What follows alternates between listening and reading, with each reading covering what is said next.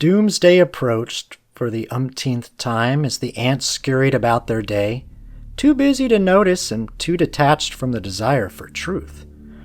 The powerful elite, with suits and gavel in hand, began their ritualistic verbal volleyball match. Like clockwork, each side attempted to lobby and spike the ball with one powerful blow, hoping to injure their opponent while winning the game. Letters were written, posts were made, machines whirred to life as they summoned the great and powerful multimedia Oz. The floating heads spoke from scripts set before them, penned by minds coaching the players in this political sport. The words, crafted for the agendas of whichever team the spectators were expected to cheer, were written in a language unknown to most of those watching. One keen observer, however, had warned long ago, political language is designed to make lies sound truthful. Tick-tock. The pendulum swung as this never-before-doomsday occurrence approached, and then the clock struck midnight, signaling the start of the finals in this national tournament. Match after match, the scoreboard lit up, yet the points never reached the total required to end the game. The tournament continued. The players did their duty. Oz continued to speak in riddles, relying on tricks and illusions to exploit the people's fears, feeding poison into the already infected gossip of preconceived hate. Days turned into weeks, and weeks stretched into the longest finals tournament in American history. The game grew into something far more than a match between two teams fighting over their visions of American governance. It became a tug-of-war for the very soul of the American dream, two entirely different philosophies pulling in opposite directions. One vision defended checks and balances, protected individual liberties, and upheld a God-given system of rights with a focus on the people's long-term well-being. The other vision embraced elite-guided community liberties, a government-granted system of rights, and a focus on the party's long-term agenda. And woven into the struggle were demands that sought once again to rob the citizen Peter to pay an illegal Paul. For many watching the highlights on their chosen station, the situation appeared as a one-sided attack on the American people, either orchestrated by a party of crooks hungry for power or by a single individual dreaming of becoming a king. But which one is correct? Are either correct? This so-called game feels like a messy blur, a finger-pointing, biased projection from the great and powerful Oz, and a struggle for dominance over the sovereignty of the nation, especially the sovereignty of the individual.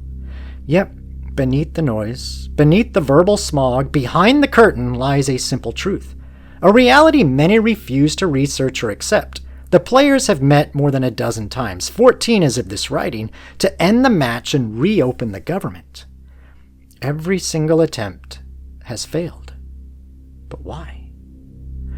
A score of 60 is required before the game can end, and that score has not been reached. 14 times, 14 attempts, 14 blocks, each followed by Oz's dramatic commentary, readying the crowd for another spike. Did the players forget how to cast the score? No, they didn't forget. They dug themselves so deeply into their party's long-term agenda that compromise, especially when it concerns the legal citizens of this nation they were elected to represent, has become nothing more than a four-letter word. The fallout from this grandstanding, this lights and cameras performance orchestrated by the man behind the curtain, has taken its toll. Nearly 900,000 federal employees have been furloughed, with roughly 700,000 more forced to work without pay. SNAP recipients feel the strain even more intensely. Workers have been stranded mid-project. Airports report delays and cancellations. Economic pipelines have slowed to trickles as the political stalemate kinks the hose, feeding the nation's lifeblood. What has been done? Well, one team pushed a clean continuing resolution. temporary funding, no policy add-ons, an opportunity to unkink the hose for legal citizens. It would reopen the government, eliminate pork from the buffet table, expose hidden agendas, and refocus priorities on the people they claim to serve. Their message was simple: reopen first, then return to the court and volley for the other buffet items until everyone is full. The other team insisted this was not enough. A clean bill, they argued, would ignore the healthcare needs of millions, including those who slipped into the stands without tickets. It would hinder a major healthcare overhaul won years ago by a one-sided vote whose victory chant, "We have to pass the bill so that you can find out what is in it," still echoes through the arena. So many plays have been made, so many tricks from Oz, so many spectators injured in the stands, that truth now appears impossible to discern. The noise is deafening. One side chants, "Reopen now and help the citizens, negotiate afterward." The other chants, "No negotiations, help everyone now, reopen afterward." Both teams acknowledge that families are hurting, losses are mounting, and the legal public will feel the effects if the shutdown continues. Yet, in a stunning moment, one team openly admitted the strategy behind the suffering, revealing the long-term agenda embedded into the playbook all along. Their message, spoken plainly for those willing to hear it: no. Yes, families will suffer.